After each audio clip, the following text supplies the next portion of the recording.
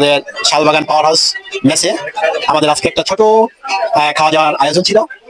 এখন আমরা সবার কাছ থেকে মতামত দিব আসলে খাওয়া দাওয়াটা কেমন হয়েছে। আর আচ্ছা,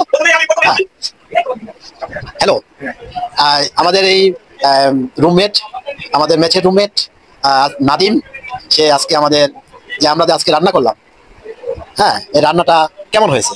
আলহামদুলিল্লাহ, ইনশাআল্লাহ খুব ভালো হয়েছে।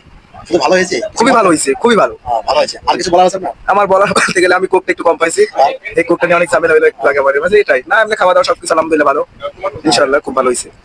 Thank you. নাদিমের কোকের সমস্যা হয়েছে, কোকটা তার ছিনিয়ে নিয়ে অন্যজনে খেয়ে নিয়েছে, এই জন্য কোক সে কম পেয়েছে, মাংসটা ছিনিয়ে নিয়েছে।